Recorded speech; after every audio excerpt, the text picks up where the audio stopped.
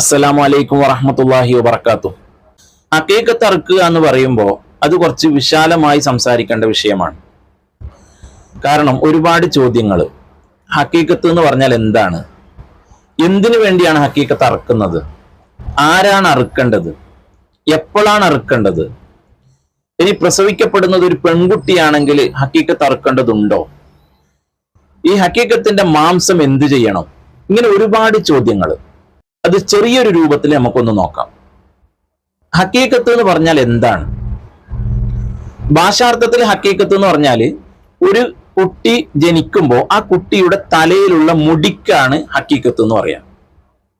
പക്ഷെ മതനിയമം അനുസരിച്ച് ഒരു കുട്ടിയുടെ തലമുടി കളയുന്ന സമയത്ത് നമ്മൾ അറുക്കുന്ന മൃഗത്തിനാണ് ഹഖീഖത്ത് എന്ന് പറയാം. ഇനി ഇത് ആരാണ് അറുക്കേണ്ടത്? ഒരു കുട്ടി ജനിക്കുമ്പോൾ ആ കുട്ടിക്ക് ചെലവിന് കൊടുക്കൽ നിർബന്ധമായ ആൾ ആരാണോ അയാളാണ് ആ കുട്ടിയുടെ മേലിൽ ഹഖീഖത്ത് അറുക്കേണ്ടത്. അത് ആരായാലും. ഒരു കുട്ടി ജനിക്കുമ്പോൾ ആ കുട്ടിക്ക് ചെലവിന് കൊടുക്കൽ നിർബന്ധമായ ആളാണ് ഹഖീഖത്ത് അറുക്കേണ്ടത് എന്ന് പറഞ്ഞല്ലോ. ഇനി അവിടെ നമ്മൾ ശ്രദ്ധിക്കേണ്ട ഒരു കാര്യം, ഇനി ഈ കുട്ടിക്ക് ചെലവിന് കൊടുക്കൽ നിർബന്ധമായ ആള് വളരെ പാവപ്പെട്ട ഒരു മിസ്കിനായ ആളാണ്. അദ്ദേഹത്തിന് ഒരു ആടിനെ അറുക്കുക അല്ലെങ്കിൽ ഒരു മൃഗത്തിനെ അറുക്കാനുള്ള കഴിവില്ല എങ്കിൽ എന്ത് ചെയ്യും? അറുക്കൽ സുന്നത്തില്ല. പക്ഷെ അവിടെ ഒരു നിബന്ധന വെക്കുന്നുണ്ട്. ഒരു കുട്ടി ജനിച്ചു, 7ാമത്തെ ദിവസമായി, അതുവരെ അയാൾക്ക് കഴിവില്ല, അയാൾ അറുത്തില്ല. പക്ഷെ ഈ പ്രസവിച്ച സ്ത്രീയുടെ നിഫാസ് രക്തം മുറിയുന്നതിന് മുമ്പ്, സാധാരണ ഒരു സ്ത്രീക്ക് നിഫാസ് രക്തം മുറിയുന്നത് 40ാമത്തെ ദിവസമാണ്. കൂടിപ്പോയാൽ 60 ദിവസം വരെ നിഫാസ് രക്തം പോകാം. 60-ലും മേലെ ഒരിക്കലും നിഫാസ് രക്തം പോവില്ല. 60 ദിവസം കഴിഞ്ഞിട്ടും ഇനി ഒരു സ്ത്രീക്ക് രക്തം കാണുകയാണെങ്കിൽ അത് നിഫാസ് രക്തത്തിൽ പെട്ടതല്ല, അത് മസല വേറെയാണ്, അത് ഇതുമായി ബന്ധപ്പെട്ടതല്ല. അപ്പോൾ നിഫാസ് രക്തത്തിന്റെ ഏറ്റവും കൂടിയ ദിവസം എന്ന് പറയുന്നത് 60 ദിവസമാണ്. അപ്പൊ ഈ 60 ദിവസത്തിന്റെ ഉള്ളിൽ ഈ ചെലവിന് കൊടുക്കൽ നിർബന്ധമായ ആൾക്ക് കുറച്ച് പൈസയൊക്കെ ആയി ഒരു മൃഗത്തിനെ വാങ്ങാനുള്ള കഴിവ് വന്നാൽ അയാള് ഈ കുട്ടിക്ക് ഹഖീഖത്ത് അറുക്കൽ സുന്നത്താണ്. അത് ഈ 60 ദിവസത്തിന്റെ ഉള്ളിൽ തന്നെ അർത്ഥമുള്ളതൊന്നുമില്ല. 60 ദിവസത്തിന്റെ ഉള്ളിൽ അയാൾക്ക് കഴിവ് വന്നു എങ്കിൽ ഈ കുട്ടിക്ക് പ്രായപൂർത്തിയാകുന്നതിന് മുമ്പ് അറുത്താൽ മതി. ഈ കുട്ടിക്ക് പ്രായപൂർത്തിയാകുന്നതിന് മുമ്പ് അറുത്താൽ മതി. ഇനി പ്രായപൂർത്തി ആയിക്കഴിഞ്ഞാലോ? പ്രായപൂർത്തി ആയിക്കഴിഞ്ഞാൽ അത് ഈ ഉപ്പാന്റെ സ്ഥാനത്തിൽ നിന്ന് മാറി പിന്നെ ആ കുട്ടി സ്വന്തമായി അറുക്കണം. പ്രായപൂർത്തി ആയി കഴിഞ്ഞാൽ പിന്നെ കുട്ടിയല്ലല്ലോ ആ വ്യക്തി സ്വന്തമായി അദ്ദേഹത്തിന്റെ ഹഖീഖത്ത് അറുക്കണം. ഇനി ഒരു വിഷയം, ഒരു 15 വയസ്സ് വരെ കുട്ടിക്ക് ഹഖീഖത്ത് അറുത്തില്ല. 15 വയസ്സിന് ശേഷമാണ് ഈ വ്യക്തിയുടെ ഹഖീഖത്ത് അറുക്കുന്നതെങ്കിൽ 15 വയസ്സ് കഴിഞ്ഞാലും ഈ സമയത്ത് പഠിക്കുന്ന ആളായിരിക്കും. അപ്പോൾ അദ്ദേഹത്തിന് ഒരു വരുമാനമോ കാര്യങ്ങളോ ഉണ്ടായിക്കൊള്ളണം എന്നില്ല. അപ്പൊ അദ്ദേഹത്തിന് ചെലവിന് കൊടുക്കുന്ന ആൾക്ക് സാമ്പത്തികമായി കഴിവുണ്ടെങ്കിൽ ഈ കുട്ടിയുടെ സമ്മതപ്രകാരം ഈ കുട്ടിയുടെ ഹഖീഖത്ത് അറുക്കാം. അവിടെ സമ്മതം വേണം. ആ കുട്ടി പറയണം, എന്റെ ഹഖീഖത്ത് നിങ്ങൾ അറുത്തു കൊടുക്കണം എന്ന് ആ കുട്ടിയുടെ സമ്മതത്തോടെ അദ്ദേഹത്തിന്റെ ചെലവിന് കൊടുക്കുന്ന ആൾക്ക് അറുക്കാം. ഇനി ഈ അറുത്തതിന്റെ മാംസം എന്ത് ചെയ്യണം? ഇതിന്റെ മാംസം വേവിച്ചിട്ട് സ്വതക്ക ചെയ്യലാണ് നല്ലത്. നമുക്ക് വേണ്ടത് നമുക്ക് എടുക്കാം. അത് ഇത്ര ശതമാനം നമുക്ക് എടുക്കാം, ഇത്ര ശതമാനം പുറത്ത് ആളുകൾക്ക് സ്വതക്ക ചെയ്യണം, അങ്ങനെ ഒന്നുമില്ല. നമുക്ക് വേണ്ടത് നമ്മൾ എടുക്കുക, ബാക്കിയുള്ളത് സ്വതക്ക ചെയ്യുക. അതും വേവിച്ചിട്ട് സ്വതക്ക ചെയ്യലാണ് സുന്നത്ത്. ഉദ്ഹിയത്തിന്റെ സ്ഥലത്താണെങ്കിൽ അത് വേവിക്കാതെ തന്നെ കൊടുക്കണം. ഇവിടെയാണെങ്കിൽ വേവിച്ച് കൊടുക്കലാണ് സുന്നത്ത്. ഇനി എപ്പോഴാണ് അറുക്കേണ്ടത്? ഒരു കുട്ടി ജനിച്ച് 7ാമത്തെ ദിവസമാണ് ഹഖീഖത്ത് അറുക്കലും പേരിടലും മുടി കളയലൊക്കെ സുന്നത്ത്. ഒരു കുട്ടി ജനിക്കുമ്പോൾ തന്നെ ആ കുട്ടിയുടെ മുടി കളയലും ഹഖീഖത്ത് അറുക്കലൊക്കെ സുന്നത്താണ്. പക്ഷെ 7ാമത്തെ ദിവസമാണ് അതിന് ഏറ്റവും നല്ലത്. ഇനി 7ാമത്തെ ദിവസം കണക്ക് കൂട്ടുന്നത് എങ്ങനെയാണ്? ഒരു കുട്ടി ജനിക്കുന്നത് മഗ്‌രിബിന് മുമ്പാണെങ്കിൽ, മഗ്‌രിബിന് മുമ്പാണ് ഒരു കുട്ടി ജനിക്കുന്നതെങ്കിൽ അന്നേ ദിവസം 1 കണക്കാക്കും. എന്നിട്ട് 7ാമത്തെ ദിവസം. ഇനി ഒരു കുട്ടി ജനിക്കുന്നത് മഗ്‌രിബിന് ശേഷമാണെങ്കിൽ പിറ്റേ ദിവസം മുതലാണ് ദിവസം 1 കണക്ക് കൂട്ടുന്നത്.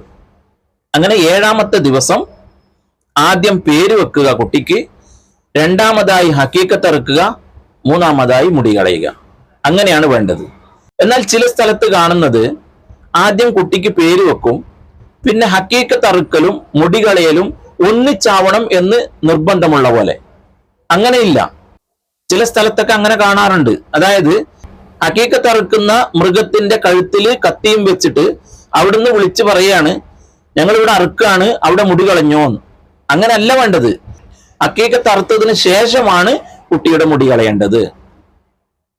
ഇനി എന്തിനു വേണ്ടിയാണ് ഈ ഹക്കീക്കത്ത് അറുക്കുന്നത്? അത് വളരെ പ്രധാനപ്പെട്ട ഒരു കാര്യമാണ്. റസൂലുള്ളാഹി സ്വല്ലല്ലാഹു അലൈഹി വസല്ലം തങ്ങൾ പറയുന്നു, ഹക്കീക്കത്ത് അറുക്കാത്ത കുട്ടിയെ തടയപ്പെടുന്നതാണ്. ഈ ഹദീസ് വിശദീകരിച്ചുകൊണ്ട് ബഹുമാനപ്പെട്ട അഹ്മദ് റളിയല്ലാഹു അൻഹു പറയുന്നു, ഈ തടയപ്പെടുക എന്നതുകൊണ്ട് ഉദ്ദേശിക്കുന്നത് നാളെ മഹ്ശറിൽ കുട്ടികൾക്ക് മാതാപിതാക്കളെ സ്വർഗത്തിലേക്ക് ശുപാർശ ചെയ്യാനുള്ള അധികാരമുണ്ട്. ചെറിയ കുട്ടികളായിരിക്കുമ്പോൾ തന്നെ മരിച്ചുപോയി, അല്ലെങ്കിൽ സ്വാലിഹായ സന്താനമായി വളർന്നു, ആ കുട്ടി സ്വർഗത്തിലാണ്. മാതാപിതാക്കളെ സ്വർഗത്തിലേക്ക് ശുപാർശ ചെയ്യാനുള്ള ഒരു അധികാരം ഈ കുട്ടികൾക്കുണ്ട്. അപ്പൊ ഹക്കീക്കത്ത് അറുക്കാത്ത കുട്ടിയാണെങ്കിൽ അങ്ങനെ ശുപാർശ ചെയ്യാൻ കഴിയൂല. ആ ശുപാർശ ചെയ്യുന്നതിൽ നിന്നും തടയപ്പെടുന്നതാണ്. അതാണ് ഈ ഹദീസ് കൊണ്ട് അർത്ഥമാക്കുന്നത് എന്ന് ബഹുമാനപ്പെട്ട അഹ്മദ് റളിയല്ലാഹു അൻഹു വിശദീകരിക്കുന്നു. ഇനി എന്താണ് അറുക്കേണ്ടത്? അത് ഉളുഹിയത്തിന്റെ സ്ഥലത്ത് പറഞ്ഞ അതേ വിശേഷണങ്ങളൊത്ത മൃഗത്തിനെ ആയിരിക്കണം. അതായത് കോഴി അല്ലാത്ത ആട്, മൂരി, പോത്ത്, ഒട്ടകം, ഇങ്ങനെയുള്ള ആട്, മാട്, ഒട്ടകങ്ങളെയാണ് അറുക്കേണ്ടത്. ചില ആളുകൾക്ക് ഒരു തെറ്റിദ്ധാരണയുണ്ട്, പെൺകുട്ടികളാണെങ്കിൽ അവർക്ക് ഹക്കീക്കത്ത് അറുക്കേണ്ടതില്ല എന്ന്. എന്നാൽ അത് തെറ്റിദ്ധാരണയാണ്. പെൺകുട്ടികൾക്ക് ഹക്കീക്കത്ത് അറുക്കുന്നതിനേക്കാളും ആൺകുട്ടികൾക്ക് ഇരട്ടിപ്പിക്കൽ സുന്നത്താണ്. അപ്പൊ അവിടെ മനസ്സിലായല്ലോ പെൺകുട്ടിക്ക് അറുക്കണം എന്നുള്ളത്. ഉദാഹരണത്തിന് പെൺകുട്ടിക്ക് ഒരാടാണ് അറുക്കുന്നതെങ്കിൽ ആൺകുട്ടിക്ക് അത് രണ്ടറക്കണം. അറുക്കൽ സുന്നത്താണെന്നുള്ളൂ, രണ്ടും അറുത്തേ പറ്റൂ എന്നാലേ സുന്നത്ത് വീടൂ എന്നൊന്നുമില്ല. ഒരു കുട്ടിക്ക് ഒരാടെങ്കിലും അറുത്തു കൊടുത്താൽ മതിയാവും. അധികരിപ്പിക്കുന്നതിന് കണക്കൊന്നുമില്ല. ഒരു കുട്ടിക്ക് ഒരു ആട് മാത്രമേ അറക്കാൻ പാടുള്ളൂ, ഇല്ലെങ്കിൽ ഒരു ആൺകുട്ടിയാണെങ്കിൽ രണ്ടാട് മാത്രമേ അറക്കാൻ പാടുള്ളൂ, അങ്ങനൊന്നുമില്ല, എത്രയും അറക്കാം. അതുപോലെ തന്നെ ആടിന് മുകളിൽ ഇനി മൂരി, പോത്ത്, ഒട്ടകം ഇവയില് ഒരു മൂരിയിൽ അല്ലെങ്കിൽ ഒരു പോത്തില് 7 കുട്ടികൾക്ക് വരെ അറക്കാം, 7 ഓഹരിയാക്കാം. അതായത് 7 കുട്ടികൾക്ക് വേണ്ടി ഒരു പോത്ത് അറുത്താൽ മതി, അല്ലെങ്കിൽ ഒരു മൂരി, ഒരു ഒട്ടകം അറുത്താൽ മതി. ആടിൽ അത് പറ്റൂല. ആട് ഒരു കുട്ടിക്ക് ഒന്നുള്ള രൂപത്തിൽ തന്നെ വേണം. ഇനി ഹക്കീക്കത്തിന്റെ മാംസം എന്ത് ചെയ്യണം? ഇത് അറുക്കുന്ന ആളുകൾക്ക് ഭക്ഷിക്കാൻ പറ്റുമോ? ഭക്ഷിക്കാൻ പറ്റുമെങ്കിൽ തന്നെ ഇത്ര ശതമാനം നമുക്ക് ഭക്ഷിക്കാൻ പറ്റും, ഇത്ര ശതമാനം പുറത്ത് കൊടുക്കണം, അങ്ങനെ കണക്കുണ്ടോ? അങ്ങനെ കണക്കില്ല. നമുക്ക് വേണ്ടത് നമുക്ക് എടുത്ത് ഭക്ഷിക്കാം, ബാക്കി മറ്റുള്ളവർക്ക് വിതരണം ചെയ്യാം. പക്ഷെ വിതരണം ചെയ്യുമ്പോൾ വേവിച്ചിട്ട് കൊടുക്കലാണ് സുന്നത്ത്. ഉലുഹ്യത്തിന്റെ അവിടെ പറയുമ്പോൾ പച്ചമാംസം തന്നെ കൊടുക്കലാണ്. പക്ഷെ ഹക്കീക്കത്തിന്റെ അവിടെ വരുമ്പോൾ വേവിച്ചു കൊടുക്കൽ സുന്നത്താണ്. അതുപോലെ ഈ ഹക്കീക്കത്ത് അറുക്കുന്നത് സൂര്യൻ ഉദിക്കുന്ന സമയത്ത്, ആ സമയത്ത് അറുക്കലാണ് സുന്നത്ത്. ഈ ഹക്കീക്കത്ത് അറുക്കുമ്പോൾ അതിന്റെ എല്ലുകൾ പൊട്ടിക്കാതിരിക്കുക, അതും സുന്നത്താണ്. അതുപോലെ തന്നെ അവിടെ ഒരു ദിക്ർ പറയണം. എന്താ ദിക്ർ? ബിസ്മില്ലാഹി വല്ലാഹു അക്ബർ, അല്ലാഹുമ്മ ലക വ ഇലൈക, അല്ലാഹുമ്മ ഹാദിഹി ഹഖീഖത്തുൻ ഫുലാൻ. ഫുലാൻ എന്ന് പറഞ്ഞാൽ അവിടെ ഈ കുട്ടിക്ക് വെച്ച പേര് അതിൽ ചേർക്കണം. ഉദാഹരണത്തിന് അബ്ദുള്ള എന്നാണ് ഒരു കുട്ടിക്ക് പേര് വെച്ചതെങ്കിൽ ബിസ്മില്ലാഹി വല്ലാഹു അക്ബർ, അല്ലാഹുമ്മ ലക വ ഇലൈക, അല്ലാഹുമ്മ ഹാദിഹി ഹഖീഖത്തു അബ്ദുള്ള, ഇങ്ങനെ കൂട്ടിയിട്ട് പറയണം. അതും സുന്നത്താണ്. അതുപോലെ ഹക്കീക്ക അറുത്ത മാംസം വേവിച്ചിട്ട് കൊടുക്കലാണ് സുന്നത്ത് എന്ന് പറഞ്ഞല്ലോ. എന്നാൽ മുമ്പ് കാലത്തൊക്കെ വീട്ടിൽ പ്രസവം എടുക്കാൻ വേണ്ടി സ്ത്രീകൾ വരൂലേ, ആ സ്ത്രീക്ക് ഈ അറുത്ത മൃഗത്തിന്റെ വലത് കാല് വേവിക്കാതെ കൊടുക്കലും സുന്നത്താണ്. ഇനി മാംസത്തിൽ നിന്ന് നമുക്ക് കഴിക്കാമെന്ന് പറഞ്ഞതില് ഇനി നേർച്ചയാക്കിയ ഒരു ഹക്കീക്കത്താണ്. ഒരു കുട്ടിക്ക് വേണ്ടി ഹക്കീക്കത്ത് അറുക്കാൻ ഞാൻ നേർച്ചയാക്കി എന്ന് പറഞ്ഞാൽ ആ ഹക്കീക്കത്ത് നേർച്ചയായി, അതിൽ നിന്നും ഒട്ടും മാംസം നമുക്ക് ഭക്ഷിക്കാൻ പാടില്ല, അത് മുഴുവനും സ്വതക്ക ചെയ്യണം. അതുപോലെ ജാഹിലിയ കാലഘട്ടത്തിൽ ഉണ്ടായിരുന്ന ഒരു സമ്പ്രദായമാണ് ഈ ഹക്കീക്കത്ത് അറുത്ത മൃഗത്തിന്റെ രക്തം ഈ കുട്ടിയുടെ തലയിൽ പുരട്ടുക എന്നുള്ളത്. പാടില്ല. ഇന്നും ആരെങ്കിലും അത് അനുഗമിക്കുന്നുണ്ടെങ്കിൽ അത് പാടില്ലാത്തതാണ്, നിഷിദ്ധമാണ്.